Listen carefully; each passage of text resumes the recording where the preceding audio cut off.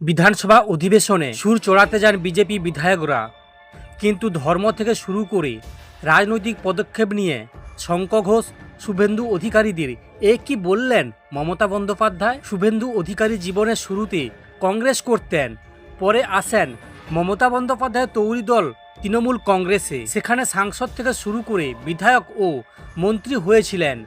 তারপর তিনি বিজেপিতে যোগ দেন। সেক্ষেত্রে তিনটি দলে বিচরণ করলেন এখনকার বিরোধী দলনেতা। এবার সেটাই সকলের সামনে তুলে ধরে পরবর্তী ক্ষেত্র নিয়ে আগাম জানিয়ে দিলেন মুখ্যমন্ত্রী মমতা বন্দ্যোপাধ্যায়, যা নিয়ে এখন জোর চর্চা শুরু হয়েছে।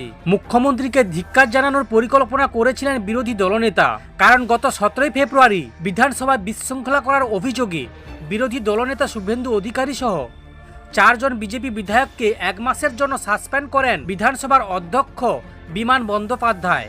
তাদের বিরুদ্ধে স্বাধিকার ভঙ্গের অভিযোগ আনা হয়েছিল।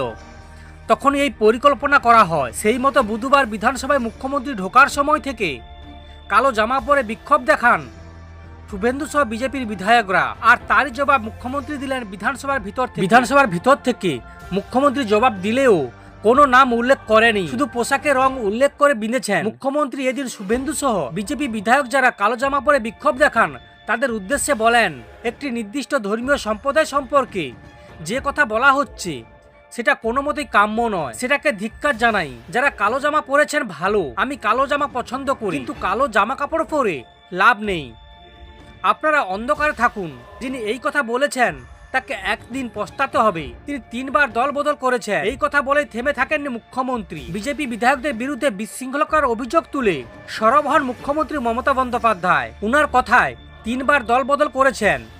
আগে কংগ্রেস করতেন, তারপর তৃণমূলে এসেছিলেন দলটাকে ঘেঁটে দেওয়ার জন্য, তারপর এখন বিজেপিতে গিয়েছেন। আগামী দিনে দেখবেন আবার কোনো দলে যাওয়ার জন্য রিকোয়েস্ট আসবে। ওই জামাটা আবার যেন না লাল জামায় পরিণত হয়।